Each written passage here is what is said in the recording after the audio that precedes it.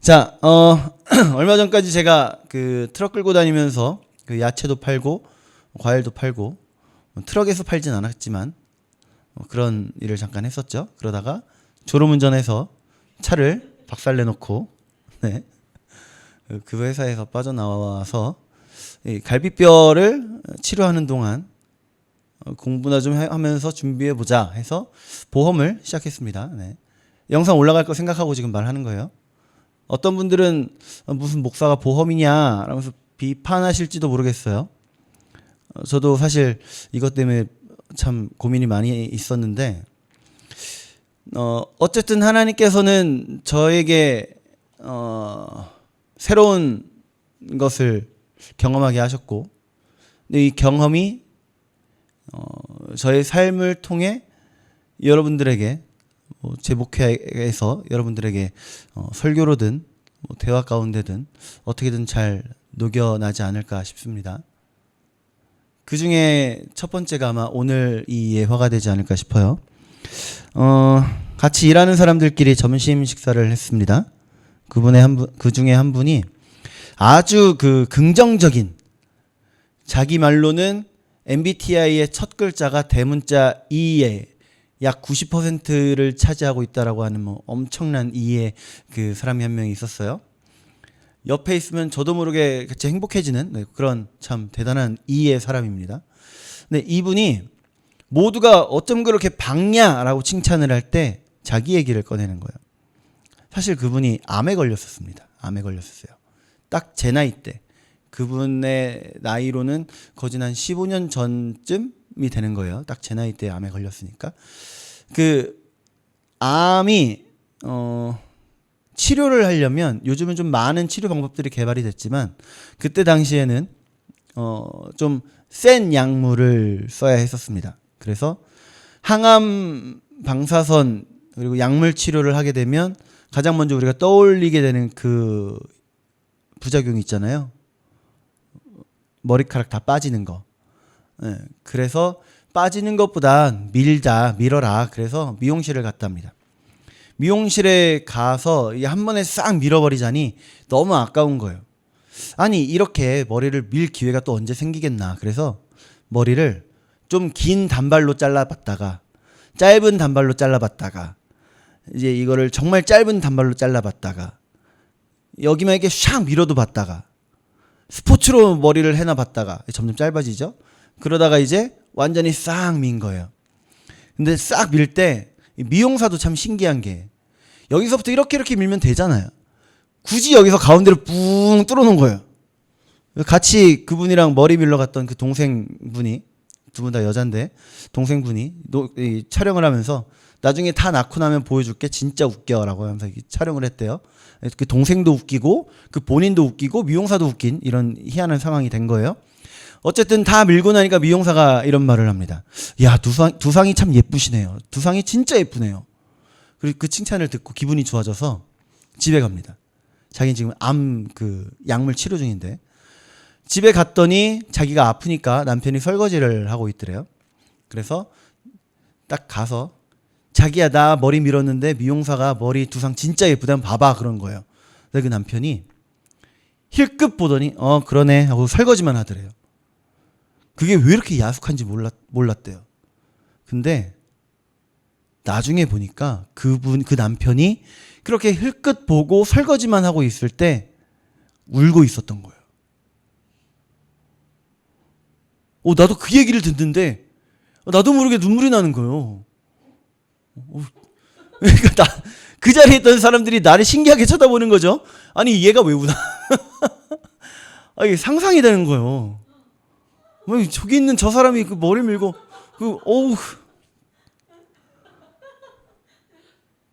아무튼 그랬어요. 그분은 그때는 되게 야속했을지 모르겠어요. 근데 사실 뭐 반론을 하려면 얼마든지 반론할 수 있겠죠. 아니 뒤돌아보고 좀 예쁜 말 해주면 그 슬픈 장면이 아니라 얼마나 더 예쁜 장면이 이렇게 만들어질 수 있는데 그걸 못 참아서 설거지만 하고 있냐 뭐 이럴 수도 있는데 T라는 분들 뭐 그럴 수도 있는데 근데 우린 F잖아요. 왜 싫어해요? 난 F예요. 난 F니까 오늘 F 하기로 했어요. 저 뒤에 봐봐. F 있잖아요. 저기 있어요. F예요. 그래서 어쨌든 그 남편과 결혼한 아내 그때 그걸 깨닫고 나서 진짜 세상의 모든 걸 가진 것 같더래요. 세상의 모든 걸 가진 것 같더래요. 그 남편이 나를 얼마나 사랑하는지를 아니까. 여러분 혹시 이런 표현 해본 적 있으세요? 나는 세상에 모든 걸 다 가진 것 같아 라는 그런 감동을 느껴서 이렇게 표현한 적 있으세요? 느끼긴 많이 느껴요. 근데 이런 표현을 제가 많이 하는 편이 아니기 때문에 말은 하지 않는데 느끼긴 많이 느낍니다. 결혼할 때도 그랬고 애 낳을 때도 그랬고 그렇지 않아요? 우리 1년쯤 전에 여기 우리 개척하고 설립 예배 드릴 때도 나는 그랬고 여러분은 모르겠지만 나는 그랬어요. 어쨌든 왜 안 왔어? 어쨌든 네. 어쨌든 우리가 이런 감정을 느낄 때가 많이 있다는 거죠. 그런데 반대로 세상을 다 가진 것 같은 그런 만족감이 아니라 반대로 뭔가 부족해 보이고 뭔가 불안하고 뭔가 턱없이 없어 보일 때 그럴 땐 언제예요?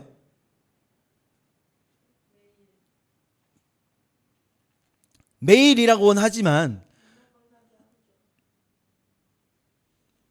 뭔가 이상하군요. 그건 기대감이라고 해야 될 것 같은데 어쨌든 우리가 나에게 다가오는 뭔가의 사건을 보고 있는데 그 사건을 대비해야 되는 나로서 그 사건에 대비할 자원이 부족할 때 그때 우리 떨리고 두렵고 불안하고 초조해지고 그러지 않아요? 전혀 안 그래요? 암에 걸렸는데 아니 치료할 돈이 없어. 그럼 어떻게 해요? 자, 오늘 본문에도 보니까 그런 거예요. 오늘 본문 야곱과 라반을 떠나서 야곱이 라반을 떠나서 가나안 땅으로 돌아갑니다. 다시 돌아가요. 고향으로 돌아가는 내용이죠. 오늘 그 출발이에요. 3절 말씀 봅시다. 3절 시작. 여호와께서 야곱에게 이르시되 내 조상의 땅 내 족속에게로 돌아가라. 내가 너와 함께 있으리라 하신지라. 아멘. 갑자기 왜 가라고 하신 거예요? 처음 올 때랑 지금이랑 상황이 달라진 거예요. 상황이. 자, 예전에 야곱이 처음 와서 라반의 가축들을 맡았을 때는 하나님께서 야곱으로 인해 라반의 집에 엄청나게 축복을 하시고 그래서 그 가축들이 많이 늘어났어요. 그런데 지금 이제 야곱이 이 품삯의 방법이 바뀌었죠. 그전엔 어떻게 줬는지는 모르겠지만 기존 기본급이었다면 이제 그 품삯을 어떻게 바꿨어요? 성과급으로 바꾼 거예요.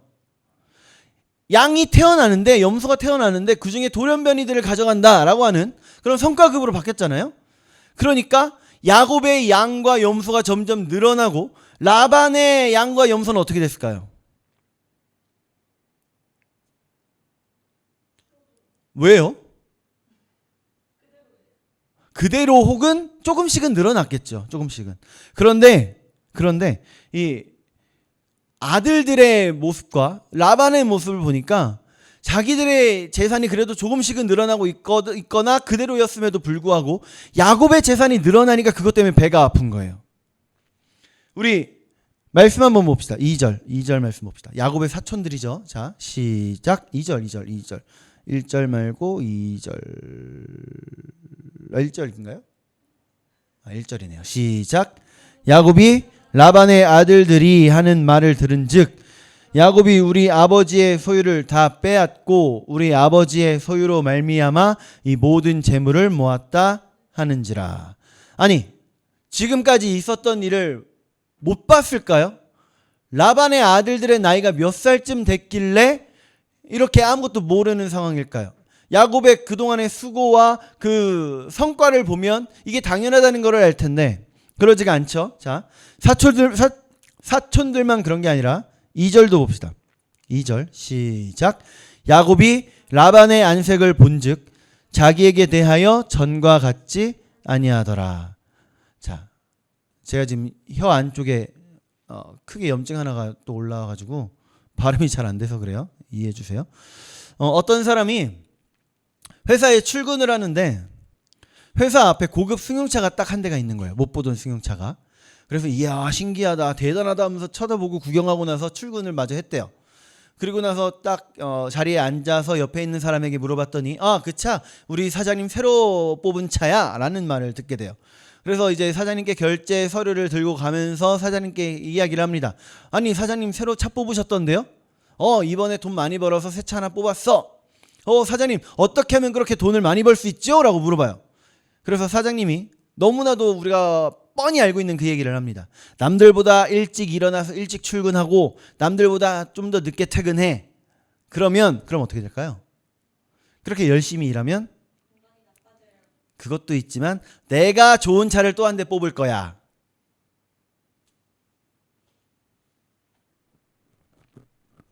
무슨 말인지 모르죠? 자, 고용주와 피고용인은 사실 이 노동시장이라고 하는 거에 있어서 돈을 주고 돈을 받고 노동력을 주고 노동력을 받고 이렇게 되는 거죠. 근데 피고용인이 고용인보다 더 부자가 되면 피고용인을 고용인이 어떻게 한다? 왜 잘라요? 배는 아프죠. 배는 아프지. 부자 되면 뭐 내 돈 뺏어가는 것도 아닌데 뭐 어때? 그냥 배가 아프다. 자, 어쨌든 미안해요. 이상한 얘기해서. 이런 상황을 아시는 하나님께서 이제 야곱에게 말씀하시는 거예요. 고향으로 떠나라. 고향으로 떠나라. 그래서 떠나는데 야곱이 고향에서 여기 라반이 있는 동네까지 오는 그 길 힘들었죠. 괴로웠죠. 그죠? 우리가 이미 봤잖아요. 100km 정도 오는 동안에 너무 힘들고 외롭고 괴로워서 이 돌베개에 베고 누워서 눈물을 흘리고 자는 그 모습까지 우리가 다 얘기하고 그 이후에 하나님과 함께 하니 나머지 700km라고 하는 긴 거리가 오히려 더 행복한 길이었고 뭐 그런 얘기 했었잖아요. 자, 이제 그 길을 야곱은 한번 갔다 온 길이에요. 그런데 이제 나머지 사람들은 전혀 가보지 못한 길이에요. 불안해요, 안 불안해요? 불안해요. 그런데 다른 부족의 땅을 밟고 가야 하는 그 길에 내가 지금 남들이 탐낼 만한 가축들, 재산들을 끌고 가요. 근데 군대가 없어요. 얼마나 무서워요. 얼마든지 와서 약탈하면 약탈해 갈 수 있는, 심지어 내 자식들 다 데려다가 노예로 삼을지도 모르는, 라헬은 지금 자식이 하나밖에 없죠. 이제 막 태어난 누구? 요셉. 그러면 그 아기를 안고 라헬이 얼마나 불안했을까요? 그래서 라헬이 그 불안을 이기기 위해서 한 가지 묘책을 꺼냅니다. 19절 말씀 우리 볼까요? 19절 시작. 그때 라반이 양털을 깎으러 갔으므로 라헬은 그의 아버지의 드라빔을 도둑질하고. 드라빔이 뭐예요?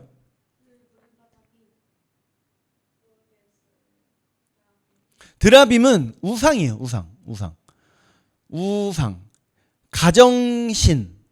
가정에서 섬기는 신의 우상을 만든 거예요.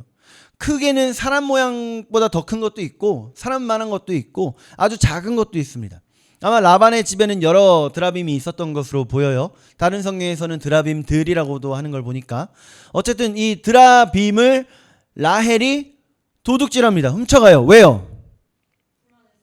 그렇죠. 자기가 먼 길을 가야 하니까 자기를 지켜달라고 하는 거예요. 자, 3절 말씀 끝에만 한번 봅시다. 3절 말씀 끝에만 시작. 내가 너와 함께 있으리라. 아멘. 이렇게 야곱에게 말씀하셨어요. 그리고 라헬과 레아에게도 야곱이 설명했습니다. 베델에서 만난 하나님께서 하신 말씀까지도 다 설명했어요. 창세기 28장의 말씀이죠. 우리 15절 말씀만 봅시다. 15절. 자, 시작. 내가 너와 함께 있어 내가 어디로 가든지 너를 지키며 너를 이끌어 이 땅으로 돌아오게 할지라. 내가 내게 허락한 것을 다 이루기까지 너를 떠나지 아니하리라 하신지라. 아멘. 다 이루기까지 하나님이 함께 하시겠다. 이 약속 분명히 라헬과 레아에게까지 들려준 거예요. 그런데도 불구하고 라헬은 하나님으로 부족해서 드라빔을 챙깁니다. 창세기의 주제는 이미 너무 많이 얘기해서 또 물어보면 여러분 화낼지도 모르겠어요. 근데 한번 또 확인해 봅시다. 창세기의 주제가 뭐예요? 세상을 그렇죠. 나는 일부러 세상을 창조하는 이야기라고 말하게 하려고 세상을 했는데 그 함정에 빠지지 않고 노예로 살지 않고, 그렇죠. 하나님 나라의 백성으로 사는 거. 하나님 나라의 백성이 준비되는 과정을 지금 보여주시는 게 창세기다. 창세기다. 우리 이 이야기를 하도 많이 강조해서 이젠 다 알고 있잖아요. 창조가 중심 내용이 아니라 하나님의 백성이 이루어지는 과정이다. 그런데 하나님의 백성인데 무슨 하나님의 백성이냐가 중요하겠죠? 무슨 하나님의 백성이냐가 중요하기 때문에 앞에 세상을 창조하신 이야기까지 나온 거예요. 자, 하나님의 백성인데 무슨 하나님의 백성이에요? 세상을 창조하신 하나님의 백성. 세상을 창조하신 하나님께서 택하신 백성. 세상을 창조하신 하나님께서 약속하신 약속의 백성들. 그런 하나님의 약속의 자녀들, 약속을 받은 자라는 걸 뻔히 알고 있는데, 뻔히 들었는데, 그 하나님이 함께 하시겠다라는 이야기를 들었는데, 그런데도 불구하고 지금 뭘 챙겼다고요? 드라빔, 돌 우상을 챙긴 거예요. 사람이 이렇게 무지합니다. 사람이 이렇게 무지해요. 이건 무슨 그 수능 시험에 늦어서 대통령의 의전 차량을 얻어 탔는데 혹시 늦을까봐 버스 노선을 확인하고 있는 거랑 똑같은 거예요. 너무 오바했나요? 이게 오바일까요? 아니죠. 오히려 너무 축소한 거죠. 하나님을 겨우 대통령에 비유한 거고, 일생 일대의 그 목숨 걸고 가는 그 귀한 길을 뭐 누구에게는 목숨만큼 중요한 수능이다라고 할 수도 있겠지만 수능에 비교한 거니까 오히려 축소한 거죠. 여러분, 우리 좀 가끔 우리가 잊게 되는데 기억합시다. 우리 하나님은 크고 힘 있고 능 있어. 못할 일 전혀 없네. 네, 그런 하나님이에요. 그 하나님을 우리가 내 모든 것 다해서 의지합시다. 절대 부족하지 않아요. 절대 모자라지 않습니다. 넘쳐요. 딱 10시가 되었으니 우리 기도하겠습니다. 끝났어요. 우리 천지를 창조하신 하나님이 내 하나님이 되어주신다. 지금까지도 그랬지만 앞으로도 더욱더 그 하나님을 의지하겠습니다. 그 하나님을 의지하겠습니다. 여러분, 무엇이 필요할까요? 내 모든 삶의 순간, 내 모든 삶의 순간 하나님만 의지하는 내가 되게 없어서, 어떤 어려움이 내게 닥쳐올지라도, 어떤 고통이 나에게 몰려올지라도